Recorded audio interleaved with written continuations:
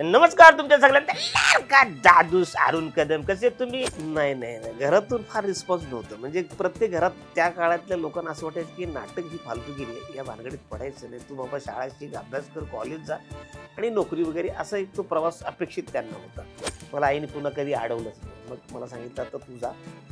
पूर्वी असं असायचं की मुलगी दिसायला बरी असेल किंवा मुलगा दिसायला बरा असेल किंवा उंच असेल असं असेल तरच जाहिरातीमध्ये दिसायचे. पण 1,20,000ची मी जाहिरात केली होती. इतके पैसे मी म्हटलं अरे बापरे, म्हणजे माझ्या आयुष्यात खूपच कारण जाहिरातीत तेव्हा पैसे खूप मिळायचे. मला स्क्रिप्ट वाचता येते, म्हणजे मी पेपर वाचतात तसं स्क्रिप्ट वाचतं. म्हणजे आमचे लोक म्हणतात मी अरुण अरे ते व्यवस्थित वाचणार. त्यांचं ऑडिशन राहिलं बाजूला, पण मी एक्स्ट्रा माझ्या हिशोबाने केलेलं ऑडिशन ते करतायत. म्हणजे त्याच्यातली क्वालिटी ते माझी चोरतायत. त्याला काय झालेलं कंदलकर भावकीने सगळी भांडणं केली, ती आता कोपा फुटली, त्याला तोंड तुमचं वसडेन, आता ही बशीतच चाय प्या. हाय हॅलो नमस्कार, मी मुक्ता लोंढे. माय महानगर लाईव्ह मध्ये तुम्हा सर्वांचं स्वागत आहे. आपल्या स्टुडिओ मध्ये आज विशेष खास अशी व्यक्ती आलेली आहे, ती म्हणजे तुम्हा आम्हा सर्वांचा लाडका आवडता दादूस. अर्थात हे वाक्य ऐकल्यावर तुम्हाला कल्पना आलीच असेल मी कोणाबद्दल बोलतेय. अरुण कदम सर आपल्यासोबत आहे. सर तुमचं खूप खूप स्वागत आहे माय महानगर मध्ये. नमस्कार. अगदी आपण आता सुरुवातीपासूनच अगदी पूर्वीपासून सुरुवात करूया इंटरव्ह्यूला. मुळात म्हणजे अभिनय असेल, त्यापूर्वी तुम्ही बीएमसी मध्ये काम केलं होतं, त्यानंतर जाहिरात, नाटक, मालिका असा चढता आलेख तुमचा राहिलाय. आता चित्रपटातही तुम्ही काम करतात. सुरुवात अभिनयाची तुमची कशी झाली, कशा प्रकारे झाली, काय सांगणार प्रेक्षकांना? माझा जन्म 2/11/1965. म्हणजे या दिवशी 2 कलाकार जन्माला आले, एक शाहरुख खान आणि मी. असे 2 लोक जन्माला आले. मी माझं सगळं शालेय जीवन मुंबई महानगरपालिका, तिथे 7वीला आमच्या केळकरबाई आणि नाईक सर, मी फार शाळेत मस्ती करायचो असं ते म्हणतात, तेव्हा म्हणाले की तुला दाखवतो काय असं मस्ती कशी करायची काय असं म्हणून जबरदस्ती मला एकांकिकामध्ये त्यांनी भाग घ्यायला लावलं. आणि ती एकांकिका कुमार कला केंद्राच्या ज्या स्पर्धा असतात सगळ्या, म्हणजे जवळजवळ 100-1 शाळा असतात आणि त्या शाळेतून त्या निवडतात. तिथे आमची 3री एकांकिका आली. म्हणजे 85ची गोष्ट आहे ही. 85ला मी पहिल्यांदा दीनानाथ नाट्य जे थिएटर आहे विले पार्ल्याचं, तिथं पहिला एकांकिकेला मी स्टेजवरती परफॉर्मन्स केला. त्यानंतर मी मग माझं पुढे शालेय जीवन इकडे झालं, RVT टेक्निकल हायस्कूल, तिकडे गॅदरिंग केलं. आणि 10वी नंतर विचार केला की त्या काळामध्ये ITI केल्यानंतर जॉब कंपल्सरी मिळायचा अशी पद्धत होती. त्यामुळे मी ITI सुरू केला. ITI केल्यानंतर ITI करता करताच साधारण 89मध्ये मी सुधाताई करमरकरांचं शिबिर सुरू केलं. त्या शिबिरात केदार शिंदे भेटला. तर त्या केदारनी मला महाराष्ट्राची लोकधारा 90 साली मग महाराष्ट्राची लोकधारा सुरू झालं. तिथे केदार, भरत, अंकुश, मी आणि संतोष अशी 5 लोक आम्ही एकत्र काम करायला सुरुवात केली. मग हळूहळू एकांकिका स्पर्धा सुरू झाल्या. मग मला एक नाटक मिळालं नटरंग नावाचं, ज्याच्यामध्ये सयाजी शिंदे होते. झुलवानंतरचं आम्ही काम करत होतो. मग अचानक एक नाटक केलं होतं. तिथं प्राथमिकला आमचे कुलकर्णी होते सर, जे प्राथमिकला होते, आणि फायनलला दिलीप कोलटकर होते. तिथे मला बेस्ट ॲक्टर प्राईज मिळालं. तेव्हा मला लेकुरी उदंड झाली नावाचं नाटक मिळालं. माझा असा प्रवास सुरू झाला. सगळ्यात पहिलं प्रोफेशनल माझं नाटक होतं ते नटरंग, अजित भगत सरांनी ते बसवलं होतं. असं करत करत प्रवास मी जवळजवळ 15 नाटकं केली. सिरियल, अगदी माझी पहिली सिरियल 100, तिथून माझी सुरुवात झाली. त्यानंतर जाहिराती 12 केल्या आत्तापर्यंत. हिंदी सिनेमे जवळजवळ 15 केलेत. मराठी सिनेमे 50च्या वर झालेत. त्यातले काही अजून रिलीज व्हायचे होणार आहेत. आणि मग असं काम करत करत महाराष्ट्राची लोकधारा ते महाराष्ट्राची हास्य जत्रा असा हा जो प्रवास आहे तो फार मोठा आहे. आणि 85ला मी ज्या थिएटरवरती काम केलं, मी ॲज अ ॲक्टर म्हणून काम केलं दीनानाथ थिएटरला. त्या थिएटरवरती मुंबई महानगरपालिकेची काही नाटकं मी कामं केली. काम केल्यानंतर काही वर्षांनी मी स्वतः नाटकं डिरेक्ट केली. तिथे मला बक्षीस मिळालं. परत 2-3दा मला काम करायची संधी मिळाली. आणि त्याच थिएटरवरती माझ्या हस्ते मुलांना बक्षीस देण्याचं काम, म्हणजे माझा हा असा 85चा जो प्रवास सुरू झाला होता. मी ज्या थिएटरवर काम केलं, ज्या लोकांनी मला बक्षीस दिलं आणि त्याच थिएटरमध्ये माझ्या हस्ते लोकांना बक्षीस देण्याचं काम, असा हा माझा प्रवास. आणि आत्ता स्वच्छता अभियानच्या माध्यमातून सहआयुक्त यादव साहेब यांच्या गाडीतून मला घेऊन जाण्याची व्यवस्था केली. म्हणजे हा बहुमान, त्याचं समाधान आहे की आजपर्यंत आपण जे काही लोकांना हसवण्याचं काम केलंय, खुश ठेवायचं, मनोरंजनाचं काम केलंय, त्याच्यातून जे काही मला प्रसिद्धी मिळाली ती आज मिळाली. आणि महाराष्ट्राची लोकधाराची प्रसिद्धी म्हणजे लॉकडाऊनमध्ये अगदी सगळ्या लोकांनी घरात, फक्त मराठी नाही तर नॉन मराठी लोकांनी सुद्धा बघितले, त्यामुळे घराघरात आम्ही पोहोचलेलो आहोत.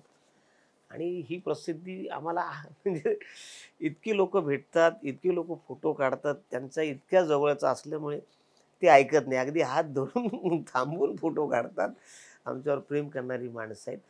खरंच या लोकांना सॅल्यूट आहे, कारण ते प्रेक्षक आहेत म्हणून आम्ही आहोत. नक्कीच तुम्ही आता उल्लेख केला की खूप प्रेम करणारी माणसं आहेत. जेव्हा तुमचा इंटरव्ह्यू घ्यायचा असं कळालं तेव्हा अनेकांनी मला फोन केला आणि म्हटलं की मला यांच्यासोबत फोटो काढायचा आहे.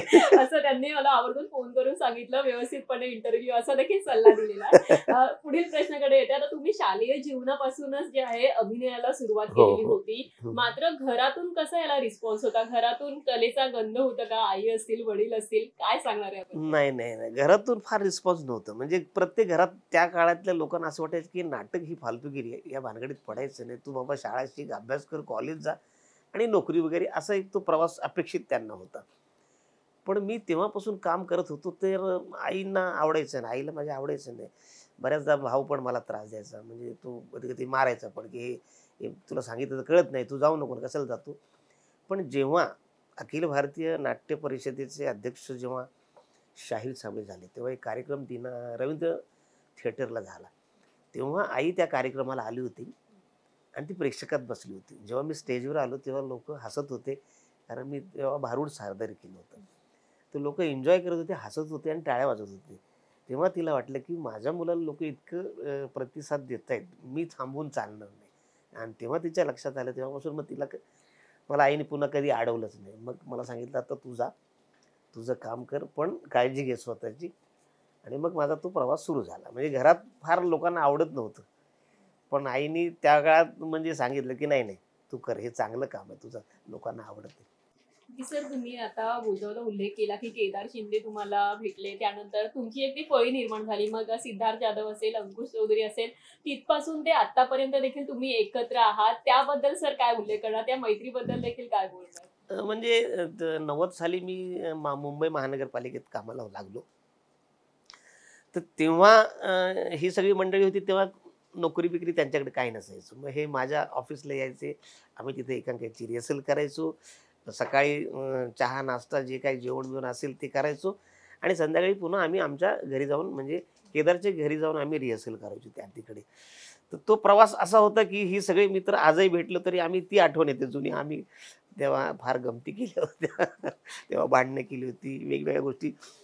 म्हणजे आम्ही काय करायचो, की आम्ही 5 लोक असे घट्ट एवढे मित्र होतो. आम्ही एकांकिका लिहिणारा केदार शिंदे आणि संतोष पवार.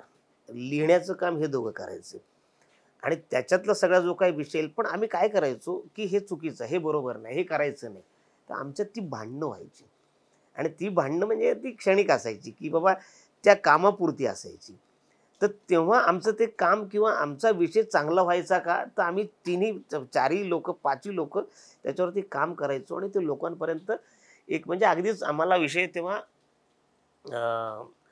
मस्जिदचा दगड आणि मंदिराची वीट, अ, उत्स्फूर्त एकांकिका स्पर्धा. म्हणजे तुम्हाला चिठ्ठी उचलल्यापासून 1 तासात तुम्हाला सादरीकरण करायचं असतं, लिहायचं असतं, परफॉर्म करायचं असतं. त्याला उत्स्फूर्त एकांकिका म्हणतात. तर आम्ही ते इतकं हे करायचो सगळी लोकं, कारण त्याच्यात आम्ही सगळेच, मग मंदिरातला जो वीट आहे ती काय तिच्या आता हे तोडणारी लोक आहेत, तर तोडल्यानंतर काय होईल? मस्जिदचा जो दगड आहे तो तोडल्यानंतर, तर त्यांचं म्हणणं सुद्धा आम्ही त्याच्यात मांडण्याचा प्रयत्न केला, की माणूस म्हणून प्रत्येकाचं मत आहे, पण यांची काय चूक आहे, की यांना का? तर तसं आम्ही त्यालाही न्याय दिला. त्यामुळे ती एकांकिका आमची नंबरात आली आणि लोकांनी फारच ते ॲप्रिशिएट केलं.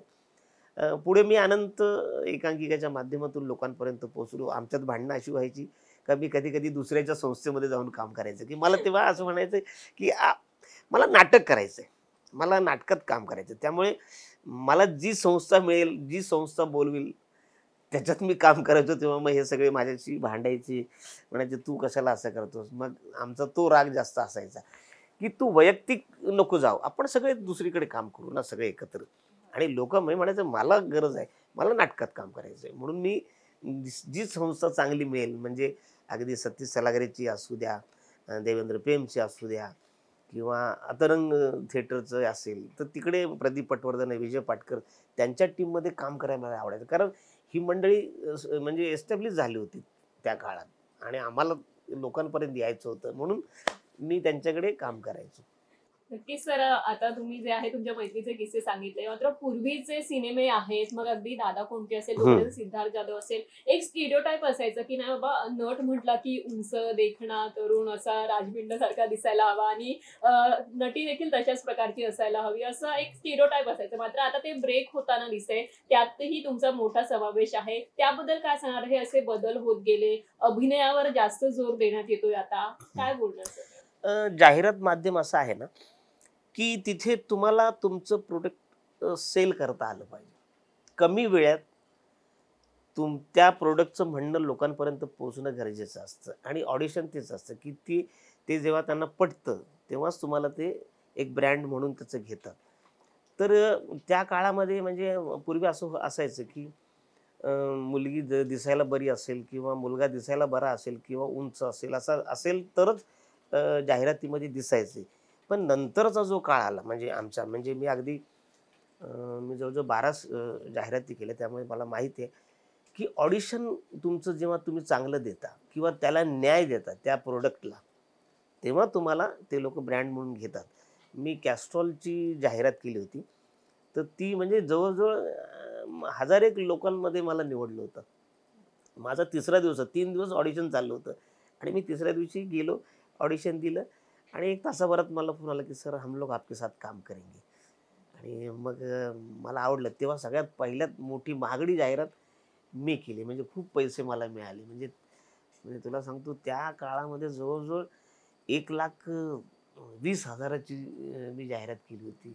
इतके पैसे मी म्हटलं, "अरे बापरे!" म्हणजे माझ्या आयुष्यात खूपच कारण जाहिरातीत तेव्हा पैसे खूप मिळायचे. नंतर पैसे मग मधली लोकं जी प्रोडक्शनवाले ते कमी करायला लागले. पण सुरुवातीला फार पैसे होते.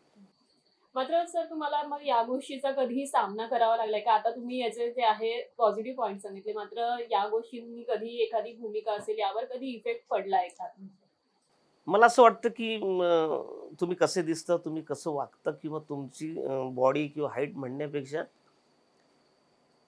एक माणूस म्हणून तुम्ही चांगला असणं गरजेचं आहे एका नटाने. बऱ्याचदा ना कुठेही म्हणजे सिनेमात असो, कुठे असो, एक चांगला माणूस असायला पाहिजे आणि समजून काम जर केलं ना, तर मला नाही वाटत काही अडचण येते. मुळात बऱ्याच गोष्टी आहेत, की आपल्याकडे स्क्रिप्ट आल्यानंतर त्याचं म्हणणं काय एकदा बऱ्याचदा कळत नाही. आपण वाचायला लागतो. मला स्क्रिप्ट वाचता येत नाही. म्हणजे मी पेपर वाचतात तसं स्क्रिप्ट वाचतो. म्हणजे आमचे लोकं म्हणतात, "यारून अरे ते व्यवस्थित वाच ना." तर मला स्क्रिप्ट नाही वाचता येत. माझं बाय हार्ट होतं कसं होतं, मी ऐकतो. जेव्हा सर आमचे सांगतात, तेव्हा मी वाचतो. तेव्हा बाकी सगळे व्यवस्थित वाचत असतात. मी आपलं समजून वाचत असतो आणि मी ते ऐकतो. मग ऐकल्यानंतर मला कळतं, की मला काय म्हणायचंय, ही गोष्ट कशी सादर करायची, त्या हिशोबाने मी काम करतो. हे तुम्हाला कळलं पाहिजे, की गोष्ट लोकांपर्यंत पोहोचली पाहिजे. त्याचं म्हणणं पोहोचलं पाहिजे. प्रत्येक गोष्टीचं म्हणणं वेगळं आहे. आपण म्हणतो, "रे का?" तर ह्याचं म्हणणं की नॉर्मल. "का?" त्याचं म्हणणं नॉर्मल आहे. "का?" तर ह्या प्रत्येकाचं म्हणणं वेगळं आहे. तर ते म्हणणं तुम्हाला करेक्ट वापरता आलं पाहिजे. का वापरायचं की "का?" हे वापरायचंय की "का?" हे वापरायचं. हे कळलं तर फार सोपं होतं. मग तुम्हाला ते पुढचं मग सगळंच सोपं होऊन जातं. नाहीतर एक लाईन चुकीची म्हटली ना, तर त्याला जोडून मग ते सगळेच शब्द तसे येतात आणि मग ते चुकीचा मेसेज जाऊ शकतो. त्यामुळे ती गोष्ट कळली तर फार सोपं होतं. नक्कीच सर, आपण बघतो आता सोशल मीडियाचा प्रभाव खूप वाढलेला आहे. अनेक एपिसोड देखील अगदी ट्रेनमध्ये देखील ते एपिसोड पाहत असतात. तुम्ही सोशल मीडियावर प्रचंड ऍक्टिव्ह आहात. मी प्रोफाईल तुमची चेक केली. नातवासोबत तुमचे खूप फोटोज माझं आहेत. एक सोशल मीडिया माझं हॅक दोन्ही झाले हॅक. हो, हो. सोशल मीडियाही तुमचा दोन्ही हॅक हॅक झाला झालाय होता. तुम्ही म्हणजे नव्याने अकाउंट सुरू अकाउंट केलंय सुरू त्यावर. केलंय मी. हां. तर अनेक फोटो तुमचे त्यावर पोस्ट आहेत, अगदी रील्स देखील आहेत. मात्र एक त्याचे जसे पॉझिटिव्ह पॉइंट्स आहेत, अगदी पूर्वी देखील उल्लेख केला मी, त्याचे निगेटिव्ह पॉइंट्स आहेत. ट्रोलिंगही प्रचंड खूप प्रमाणामध्ये खूप आहे. वाढलंय. तर ट्रोलिंगचा तुम्हाला असं सामना करावा लागलाय का कधी? हा बऱ्याचदा लागला होता. म्हणजे एक गोष्ट अशी घडली होती की आमच्या इकडे सर्कस सिनेमासाठी हे आले होते. रणवीर सिंग, रोहित शेट्टी ही सगळी मंडळी आली होती. आणि मी बसलो त्यांच्या बाजूला, रोहित शेट्टींच्या बाजूला, आणि एक फोटो काढला होता. तर त्याच्यातला एक फोटो असा होता की त्याच्यात डोळे बंद झाले होते आणि दुसरा फोटो नॉर्मल होता. तर म्हटलं हा फोटो आपण फुकट नको घालूया, याचं काहीतरी म्हणणं लिहूया. तर मी त्याच्यावर लिहिलं होतं की रोहित शेट्टींनी माझ्या खांद्यावर हात ठेवल्यामुळे अलगद माझे डोळे मिटले. असं मी लिहिल्यानंतर त्या लोकांनी, माझ्या फॅन लोकांनी इतकं काही लिहिलं होतं की मराठी कलाकार असेच लोकांचे मेंदे असतात. ते आपल्या लोकांना ते व्हॅल्यू देत नाही, तरी तुम्ही त्याच्यापेक्षा ग्रेट आहात, तुम्ही फार श्रेष्ठ आहात, तुम्ही असं का समजता की ते मोठे आहेत, अमुक आहे तमुक आहे. मग माझ्या लक्षात आलं की मी टाकलेली पोस्ट कदाचित माझ्यासाठी ती करेक्ट होती, की बाबा एक मोठ्या माणसाने, एक मोठा दिग्दर्शक आहे जो हिंदीचा आहे, ज्यांनी माझ्या खांद्यावर हात टाकल्यामुळे माझे अलगद डोळे मिटले. म्हणून मी ते लिहिलं. ते माझ्या फॅनला आवडलेलं नाहीये. मी ते डिलीट करून टाकलं आणि मग दुसरा जो फोटो माझ्याकडे होता तो लावला. कारण फॅन ही मंडळी म्हणजे आपल्या जवळ इतके आलेले असतात हो. की त्यांना काही डिस्टर्ब होईल किंवा त्यांना वाईट वाटेल असं मला बऱ्याचदा वाटतं, की त्यांच्यासाठी आपण काम करतो किंवा त्यांना आवडलं तरच आम्हाला पुढे प्रसिद्धी मिळू शकते. म्हणून आम्ही प्रयत्न करतो की बऱ्याचदा मी ना काही वाचत नाही. म्हणजे काही गोष्टी येतात तर कमेंट्स वाचत नाही. मी आपलं माझं काम करतो. मग मला कोणतरी सांगतं की "अरे अरुण, भांडणं करतायत तुझ्या याच्या पोस्टवरती भांडणं चालू आहेत. काय पोस्ट आहे जरा मला पाठव." तर मग मी पाठवतो ती पोस्ट. पण मला असं वाटतं की म्हणजे फॅन क्लबनी सुद्धा आहे ना, हे जे ट्रोलिंग होतंय ना, तर एक कोणतरी असं काही लिहितं ना, तर त्याच्या खाली तो लिहितो. वर काय लिहिलेलं आहे किंवा वरचं म्हणणं जरा ते वाचत नाही किंवा ऐकत नाही. तर मला असं वाटतं की की बऱ्याचदा म्हणजे आमची एक मैत्रीण आहे, तिने असं लिहिलं होतं की आता मी बाबा महिनाभर आराम करणार करणार नाही. तर त्याच्यावर लोकं लगेच येतं, "बरं झालं, नाहीतरी तुला काही येतच नव्हतं, अभिनय जमत नव्हतं, तू काय करतेस?" बापरे! तर ते मला असं वाटतं की आपण मला असं लिहून म्हणजे तिला बहुतेक त्याचा त्रास पण झाला, की "अरे बघ, म्हणजे फॅन असे बोलतात." तर ही गोष्ट सुद्धा फॅन क्लबनी विचार करायला पाहिजे, की की तुम्ही आमच्यासाठी चांगलं बोलतात, पण कधीतरी असं करून डिस्टर्ब पण होण्याचे जास्त चान्सेस असतात. तर तुम्ही लिहिताना थोडासा विचार केला तर मला असं वाटतं, की आपल्यातलं दोघातलं फार आणखी नातं होऊ शकतं. माझ्या बाबतीत फार काही तसं कोणी काही केलेलं नाहीये. पण मला असं लोकं सांगतात आणि हे म्हणजे वाटतं ना, की बाबा असं नको लिहायला. पण ही मंडळी, काही-काही लोकं असतात ना, बऱ्याचदा ट्रोल करणारी माणसं कदाचित ही आमचे फॅन पण नसतात. हो. ते दुसरेच असतात लोकं. त्यांना काहीतरी एक इश्यू तयार करायचा असतो. असेही लोकं असतात. त्यामुळे मी इतरांना सांगतो, की तुम्ही त्यांच्याकडे लक्ष देऊ नका. तुम्ही माझे फॅन आहात. मी माहिती आहे तुम्हाला मी कसा आहे, तुम्हाला माहिती आहे मी कसा आहे. त्यामुळे तुम्ही इकडे-तिकडे धावूच नका. त्यामुळे ते सोपं होऊन जाईल. तर आता तुम्ही अनेक वर्षांपासून कलाविश्वामध्ये आहात, अनेक भूमिका तुम्ही साकारलेल्या आहेत. मात्र कधी-कधी असं असतं, की अनेक कलाकार कधी काम असतं, काम नसतं.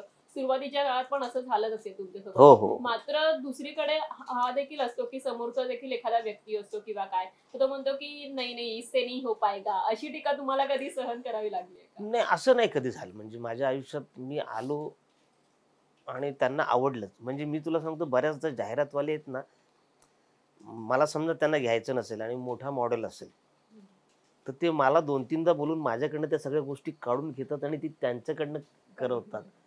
हे जेव्हा मला कळलं, तेव्हा मग मी ऑडिशन देणं बंद केलं. म्हणजे अशी मी तुला नावं नाही सांगणार, पण अशी मी तुला जाहिराती 2-3 सांगू शकतो, की ज्याच्यात मी दिलेलं ऑडिशन तू ते बोलतोय. म्हणजे त्यांचं ऑडिशन राहिलं बाजूला, हं. पण मी एक्स्ट्रा माझ्या हिशोबाने केलेलं ऑडिशन ते करतायत. म्हणजे त्याच्यातली क्वालिटी ते माझी चोरतायत. त्यामुळे मी ऑडिशन देणं बंद केलं. म्हणजे बायको कधीतरी म्हणते, की तो ऑडिशन देत नाही हल्ली जाहिरातीचं जात जा. पण बऱ्याचदा ह्या गोष्टी कंपनी पण फार चुकीचं काम करते. जर माझ्याकडनं तुम्ही ऑडिशन घेतलं आणि ते चांगलं आहे, मला एकदा बोलवलं तर समजू शकतो, दुसऱ्यांदा बोलवलं तर मला वाटतं की मला आवडले, मला तिसऱ्यांदा बोलून मला घेत नाही, तेव्हा मला कळतं की हे चुकीचं काम करते. तर या अशा अनेक गोष्टी आहेत, म्हणजे ह्याच्यातून आपण गेलोय, पण वाईट वाटत नाही, कारण मला नाही वाटत चांगल्या माणसाला किंवा चांगल्या कलाकाराला त्रास होऊ शकतो. आता पण मग आपल्याला काही तसा त्रास झाला नाही. उलट आपले फॅन क्लब इतके वाढलेत. म्हणजे तुला सांगतो, बऱ्याचदा असे भेटतात लोकं, सांगतात की आमचा मुलगा स्पेशल चाइल्ड आहे. म्हणजे तो तुम्ही येताना गाणं जे लागतं एंट्रीला, तर त्याच्यावर तो नाचतो, एन्जॉय करतो. मग आम्हाला त्याच्याकडे बघून आनंद काय होतो, की याच्याकडनं काही अपेक्षा नाही आता. पण ते तुम्हाला बघून तो एन्जॉय करतोय, नाचतोय हे बघून आम्हाला जास्त आनंद होतो, की म्हणजे तुम्ही अशा मतिमंद मुलं म्हणा किंवा स्पेशल अशा लोकांना सुद्धा तुम्ही खुश करताय. हे टॅलेंट तुमच्याकडे आहे. नक्की सर, हास्य जत्रेकडे आता आपण येऊयात. हां. विविध भाषा त्यामध्ये बोलल्या जातात आणि महाराष्ट्रामध्ये देखील अशाच प्रकारचं जे कल्चर आहे, वेगवेगळ्या टप्प्यावर किंवा अगदी काही किलोमीटर गेल्यावर भाषा बदलते, दर 10 जेवण किलोमीटर बदलतं, बदलते. जेवण बदलतं, माती बदलते, असं आपण नेहमीच उल्लेख करतो त्या हं. गोष्टीचा. तुम्ही आगरी आणि कोकणी भाषा मिक्स करून स्किट करतात किंवा ते करतात ना, हं. तर ते कशा प्रकारे तुम्ही कॅच केलं तुमच्या स्किटमध्ये? खरं तर आमचे बरेच मित्र आगरी लोक आहेत.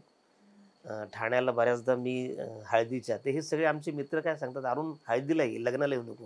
कारण हळदीला खूप गंमत असते आणि हळदीला इतकी मजा असते की खाणं-पिणं म्हणजे जोरात असतं. वेगवेगळ्या गोष्टी, व्हरायटी असतात तिथे. तर तिथे त्या सगळ्या त्या हळदीत ज्या गोष्टी घडतात, तर त्याचं कानावर ज्या गोष्टी आलेल्या ऑब्झर्वेशन करतात, तर कधीतरी आम्ही मित्र-मित्रामध्ये त्या गमती करायचो, ती भाषा वापरायचो, बोलायचं, "अरे ह्यातलं कुठे चाललं रे बाळा, इकडे." तर त्या गोष्टी करत, करत, करत एक माझ्याकडे स्किट आलं. एक स्किट असं आलं की आम्ही याला माणगावला आमचा एक कार्यक्रम होता, ज्याच्यामध्ये देवराम हा जन्माला आला. बंडू मास्तर त्यांना पाहिजे होता, पण दोन्ही लोकं, म्हणजे आशिष पवार पण अवेलेबल नव्हता आणि भूषण पण नव्हता. तेव्हा त्यांना बाबा शाळेचं आणि मास्तरांचं आणि विद्यार्थ्याचं स्किट पाहिजेच होतं.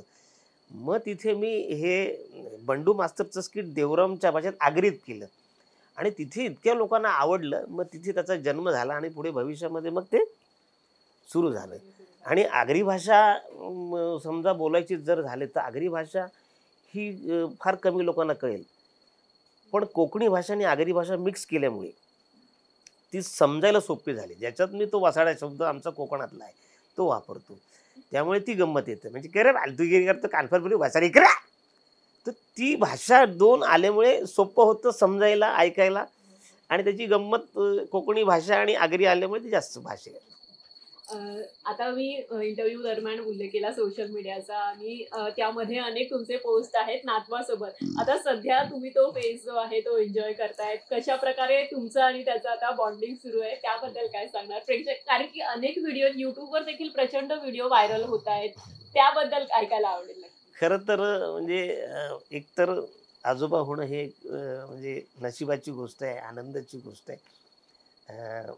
मी जेव्हा आजोबा झालो तेव्हा मला खूपच आनंद झाला आणि आत्ता आम्ही एकमेकांशी बोलतो. म्हणजे तो त्याला मी आवाज दिला तरी तो असं करतो.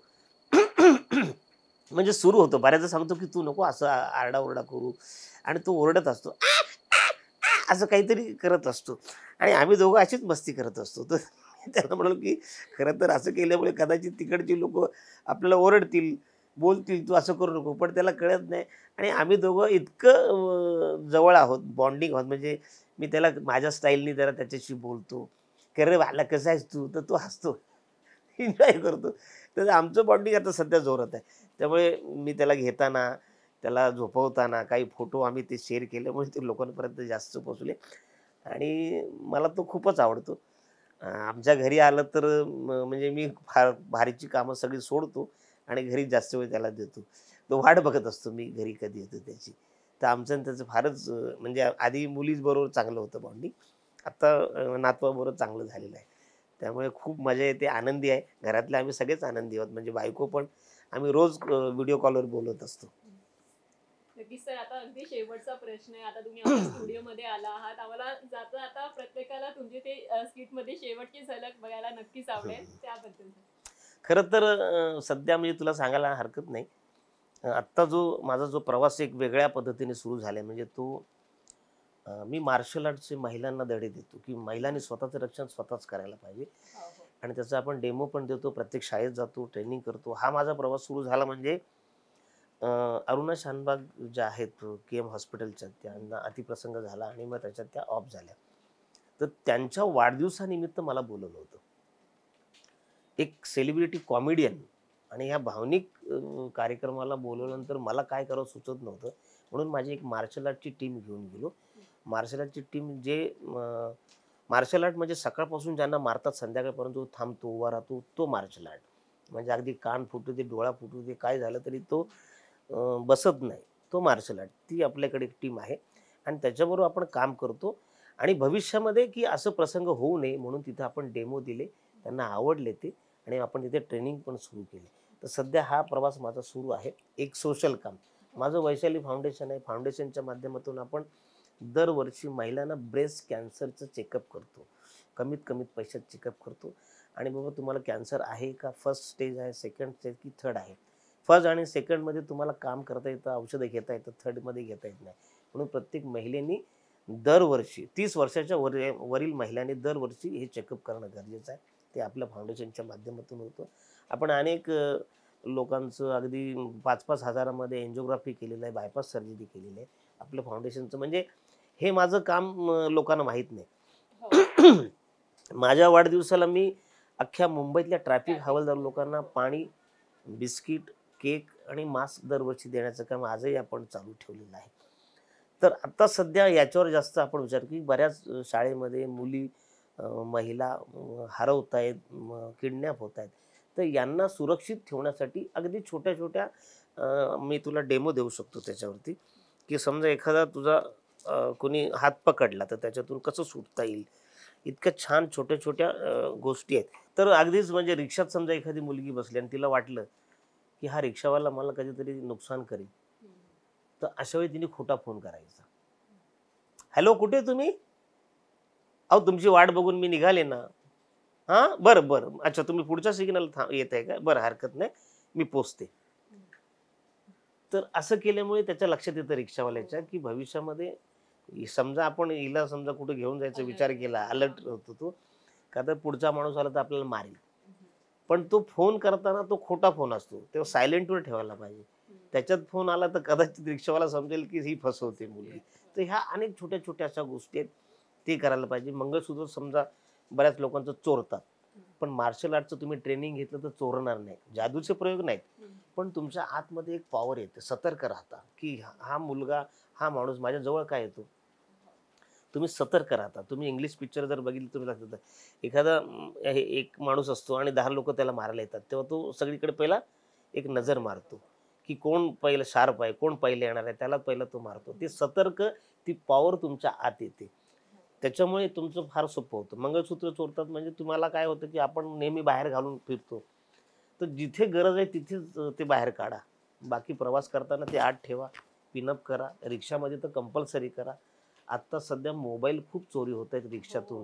तर मला असं वाटतं, की तुम्ही ते बॅगमध्ये ठेवणं गरजेचं आहे. रस्ता क्रॉस करताना आपण हेडफोन लावून तुम्ही क्रॉस करता. हॉर्न वाजवला तर ऐकायला तर यायला पाहिजे. स्टाईल कधीतरी मग महागात पडते, ॲक्सिडेंट होण्याचे जास्त चान्स. तर ह्या ज्या गोष्टी आहेत ना, खरंच घरातून बाहेर पडताना आपण काळजी घेतली पाहिजे. मोबाईलचा वापर आपल्याकडून जास्त होतोय, तो कमी व्हायला पाहिजे. याची गरज काय होती, की आपण कुठे बाहेर आहोत, काय मिसिंग आहोत त्याच्यासाठी. पण आता तो सतत आपल्याला मोबाईल लागतोच. घरातून बाहेर पडलं तरी लागतो. पण घरातून बाहेर पडताना मोबाईलवर तुम्ही असताना येता-जाताना तुम्हाला किती लोकं धक्का मारतात तुम्हाला कळत पण नाही. म्हणून तुम्ही तो मोबाईल ठेवायचा आणि एक ॲटिट्यूड आणून चालायचं, ज्याच्यामुळे समोरच्या माणसाला कळतं, की या बाईला धक्का मारला तर ही कान फडवली. आपल्याकडे नसलं तरी तो आणायचा घरातून बाहेर पडताना. तर ह्या अनेक गोष्टी आहेत, याच्यावर काम आता सध्या आम्ही चाललंय आणि छोटा तुला डेमो आता मी दाखवतो. नक्कीच. मात्र त्याआधी मी एक उल्लेख करते, अतिशय स्तुत्य असा हा उपक्रम आहे. अगदी बारीक बारीक गोष्टी बारीक म्हणजे असतात. आमच्याकडे किडनॅपरला मुलं पकडतात, लहान मुलं. किडनॅप समजा करणं असेल तर आमचं ट्रेनिंग घेतलं ना, तर लहान मुलं किडनॅपरला पकडतात. किडनॅपर मुलांना नाही पळून येत, इतकं सोपं आहे आपल्याकडे. नक्कीच अगदी बारीक बारीक गोष्टी असतात, पण अगदी महिला ज्या आहेत त्या लक्षात येत नाही त्यांच्या. नाही, मात्र yes. तुम्ही ते त्यांना लक्ष देऊन गरजेचं आहे. किंवा त्यावर ते तुम्ही ठळक अक्षरामध्ये त्यांचं लक्ष त्याकडे वेधून घेता. त्यामुळे अनेक जे आहे मोठे मोठ्या ज्या घटना आहेत त्यामुळे घडणार नाही असं थांबतील. यावरून थांबतील असं हो, आपल्याला हो. दिसून येते यावरून. येस येस ओके सर, आता आपण पुढे जाऊया इंटरव्ह्यूच्या. Yes. तो डेमो आम्हाला करून येस दाखवणार येस होता. मी डेमो आत्ता दाखवतो. येस, मग तू माझे हात पकड, माझं घट्ट पकड. आता हे तू माझे हात पकडलेले आहेस ना, बरोबर. म्हणजे समजा एखाद्या माणसाने हात तुझे पकडले, दोन्ही हात पकडले, घट्ट पकड, तुझी जितकी ताकद आहे. तर साधारण हे हात असे नाही सुटत किंवा असे नाही सुटत, असेही नाही सुटत, असे नाही सुटत. घट्ट पकड, घट्ट घट्ट. फक्त इतकं सोपं आहे हे हात सुटायला, बघा इतकी सोपी आयडिया. त्याचं कारण काय, तुमच्या ना इथे प्रेशर येतं म्हणून असे पकडलं तर त्याची मुवमेंट फक्त इकडेच न्यायची. इकडे घेतली तर नाही होणार, इकडे नेली तर सोपं होते. बघ इतकं सोपं. किती मोठा ताकदवान असला माणूस तरी याच्यातून सुटता येतं. घट्ट पकड, घट्ट पकड, घट्ट घट्ट घट्ट. हा एक पकडलाय, सोडत नाही. तर एवढं जरी केलं ना तरी हात सुटता येतं. इतक्या छोट्या छोट्या गोष्टी आहेत. आता अजून एक मुलगी जर आली तर मी तुला अजून एक आहे, कोण या पटकन या. म्हणजे ह्या सोप्या सोप्या गोष्टी तुम्हाला माहित असणं फार गरजेचं आहे. भविष्यामध्ये कुठल्याही बाजूने तुम्हाला पकडलं तरी चालेल. आता तू पुढे उभी राहा, पुढे उभी राहा. आता तू हिच्या हा आता हिच्या ना इकडे असं आपण असं पकड, हिच्या हात घालून खालून खालून, हा असं पकड पकड. आता मला सांग, याच्यातून समजा असं एखाद्या माणसाने पकडलं किंवा एखाद्या महिलेने सहज पकडलं तर तू सुटणार कशी ह्याच्यातून? कशी सुटशील काय तुला माहिती आहे? असं नाही, म्हणजे हे तू नाही सोडणार, असं नाही सुटणार. तर तुला काय करायचं, आपण चप्पल घालतो, कदाचित हिलची पण घालतो चप्पल. तर सगळ्यांनी इकडे असं हात लावला ना तर इथे ना बारीक हे स्किन आहे, इथे जास्त मांस नाही, इथे हाड आहे आपलं.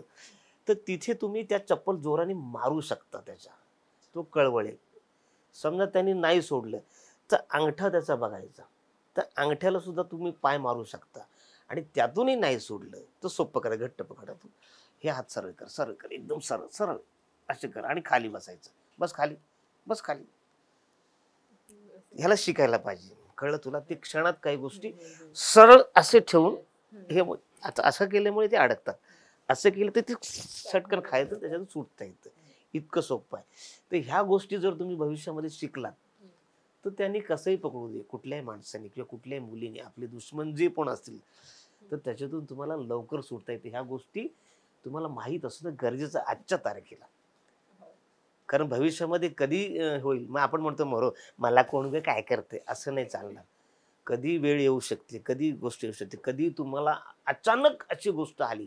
बरं समजा एखाद्या माणसाने, सांगतो तुम्हाला, एखाद्या माणसाने तुम्हाला खूप त्रास दिलाय, तुमच्या डायरेक्ट आलाच अंगावर, तर इथे इथे आहे ना, इथे हे लक्ष ठेवायचं. हे इथे एक जोरात फाईट मारली ना तर तू म्हणजे 2 मिनिटं पण थांबणार नाही. त्याचं कारण सांगतो.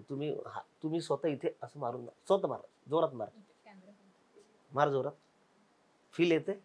तू हळू मारते साईज, पण जोरात मारलं तर काय होईल, तो कसंही सोडेल. म्हणजे तुमच्यावरती जर भविष्यामध्ये जर काही नुकसान होण्याचे चान्सेस असतात, ह्या 2 गोष्टी लक्षात ठेवायच्या. दुसरी गोष्ट जी इथे इथे इथे इथे म्हणजे समजा आता हे दोन्ही हात, आता हे दोन्ही हात पकडले, काही सुटत नाही. समजा दोन्ही हे दोन्ही हात पकडले असे, हा सोडतच नाही. आता काय करायचं, काय करायचं? तर इथे हे बटन आहे, हे बघ. त्रास होतो, त्रास होतोय. मी हळू केलं ना, मी जोरात केलं तर काय होईल? तर ह्या गोष्टी सगळ्या महिलांना माहीत असणं गरजेचं आहे. त्याच्यामुळे आम्ही आता सध्या शाळेत, कॉलेजमध्ये ट्रेनिंग देतोय. आवडलं तुला? कळलं तुला? Yes, thank you. तर असे हे डेमो दाखवण्याचं कारण की सगळ्या महिलांनी थोडं सतर्क राहायला पाहिजे, हुशार राहायला पाहिजे. भविष्यामध्ये अनेक गोष्टी नुकसान होण्याचे चान्सेस असतात. आणि साधी गोष्ट आहे, म्हणजे आता आपल्या घरात मसाला खूप आहे, जेवण बनवताना आपण सगळा एकटाच टाकतो का? नाही, तो थोडा थोडा टाकतो. तसंच हे थोडं थोडं तुम्हाला शिकायला पाहिजे. जोपर्यंत तुम्ही आहात तोपर्यंत. मग त्याचं वय किती होऊ दे, म्हणजे अगदी 60 वर्षाच्या महिलेला सुद्धा त्रास होऊ शकतो, असं नाही. पण ते थोडं थोडं शिकणं गरजेचं आहे. नक्कीच तुम्ही आता एकदम उदाहरणादाखल जो आहे आम्हाला डेमो देखील दाखवलाय आणि अभिनयाच्या जोडीने तुम्ही हा एक सामाजिक उपक्रम देखील करतायत. महिलांच्या सुरक्षेसाठी अतिशय महत्त्वाचा हा उपक्रम आहे असं आपण म्हणू शकतो. करेक्ट. आता जाता जाता हा सर्वात शेवटचा प्रश्न आहे आता. तुम्ही आमच्या स्टुडिओमध्ये आला आहात. तुमच्या सगळ्यांच्या लाडक्या दादूची झलक पाहायला सगळ्यांनाच आवडेल. तर शेवटी जा. नमस्कार तुमच्या सगळ्यांना लाडका दादू अरुण कदम. कसे तुम्ही? हे जे आतलं मिनी जाम भारी आहे. तर बालांनो, खरं तर भाषा ही दर 10 किलोमीटर बदलते. मी कोकणातला असल्यामुळे मी आजही गावी गेलो तर तेच बोलतो.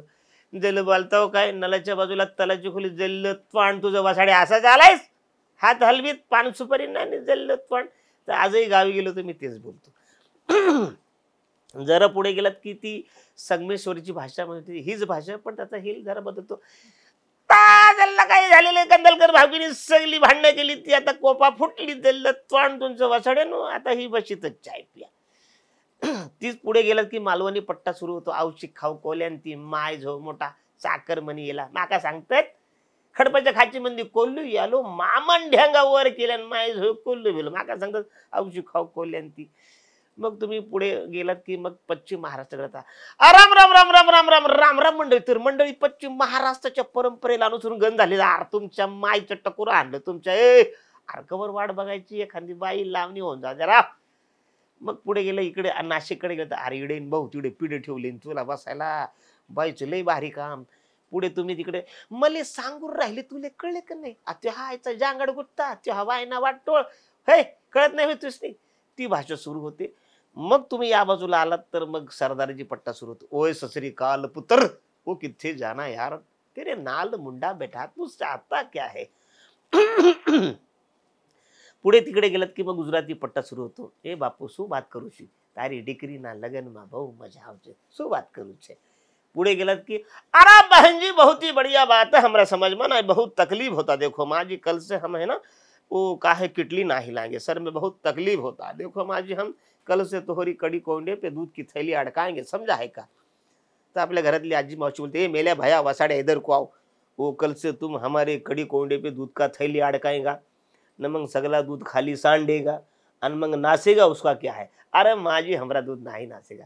अरे बहन जी हमारा दूध नहीं नासेगा का है तुमने बराबर भांडी नहीं घासा है ना इसलिए नासे हमारा दूध नहीं नासेगा. आणि आता तो भैया हिंदी बोलता बोलता मराठी बोलायला लागला. अरे साहेब डोक्याचा पावडर झाला आहे असा बोलतो आहे साहेब आम्हाला असा नेहून असा मोरीमध्ये मारतो आहे साहेब काय सांगायचं तुम्हाला. तर ते आम्ही काय करतो हे सगळी भाषा जवळ करून ती जरा ऑब्झर्व करून आम्हाला तसं कॅरेक्टर येईल.